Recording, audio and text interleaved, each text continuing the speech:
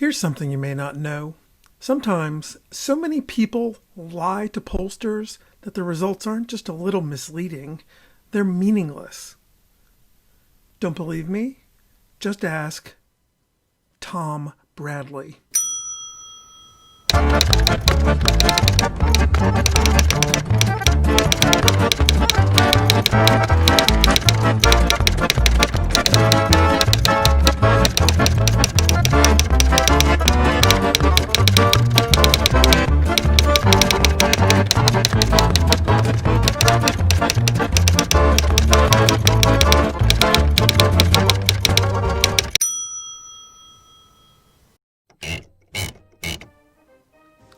To understand why public opinion polls seem to have messed up so badly in our past two presidential elections, we need to go back nearly 40 years to the 1982 race for governor of California.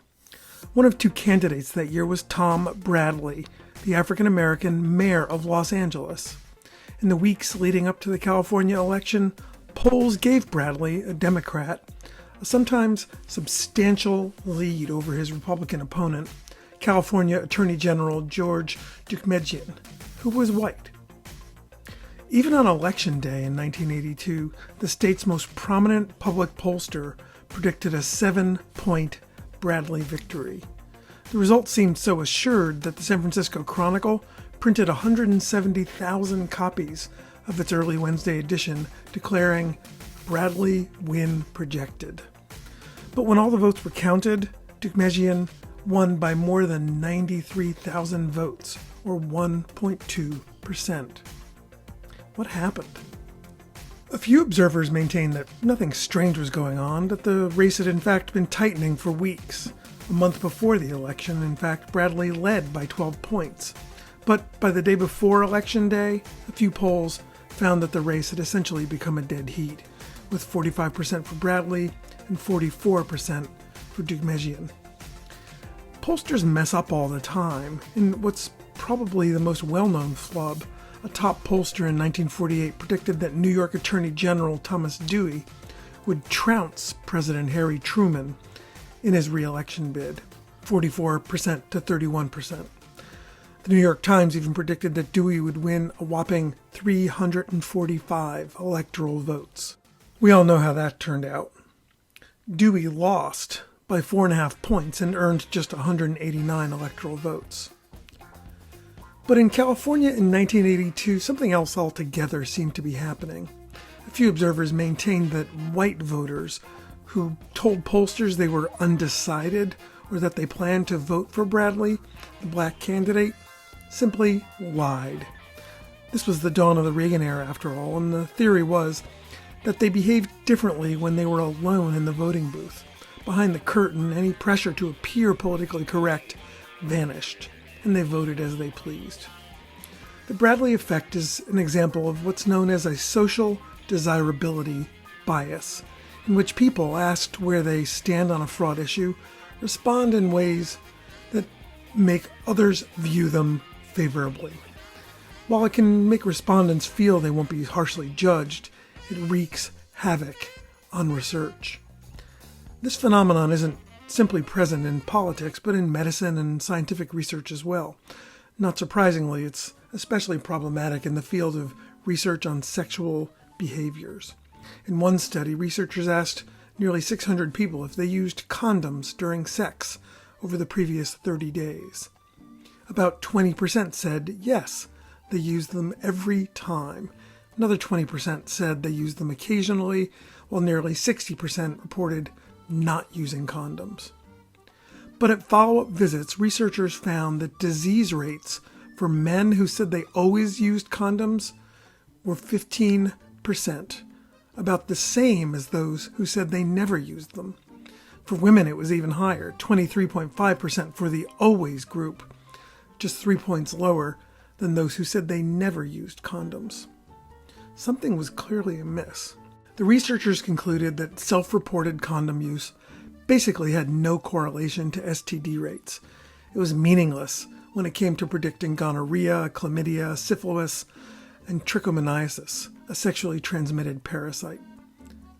Speaking of painful conditions, let's talk about the past 2 presidential elections.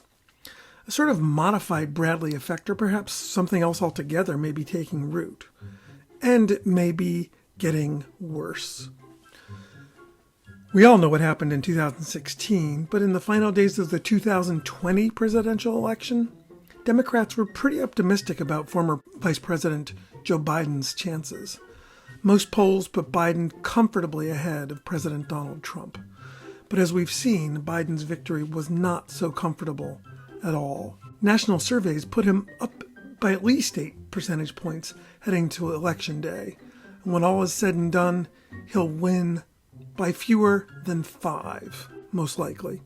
And the gap between prediction and reality is even worse in a few battleground states, such as Wisconsin, where the final polls had Biden up by about 8 percentage points. One poll put Biden up by 11, and another by 17. Biden took Wisconsin by just 0.7%.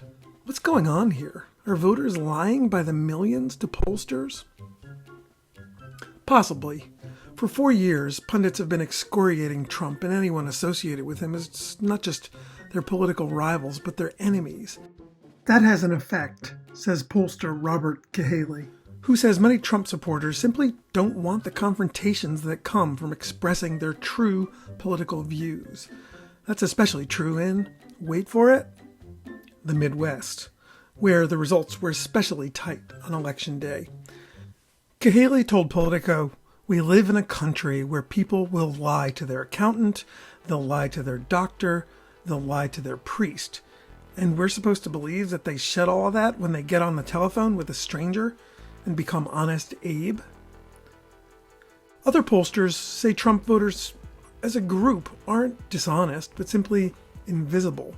These so-called shy Trump voters skewed the 2020 results, they say, because they're not as well connected as the typical voter, and if they can be found, they're less likely to take part in phone surveys.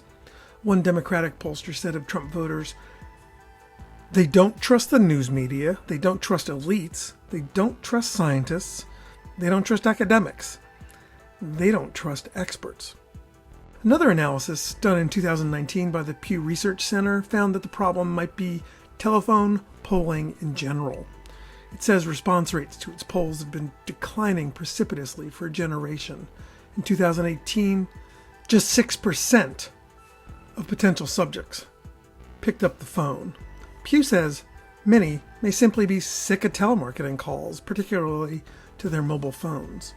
Pollsters' numbers typically appear as unknown or unfamiliar, leading many potential subjects to simply brush them off as telemarketing calls. That leaves just the folks who, for some reason, are fine with talking to telemarketers. Make of that what you will. So, is there any way out of this mess?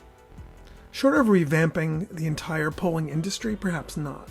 But Ari Kaplan, a Dutch economist who oversees the USC Los Angeles Times poll, claims to have discovered a way to get to the truth of those who are reluctant to get on the phone and voice their support for candidates like Donald Trump.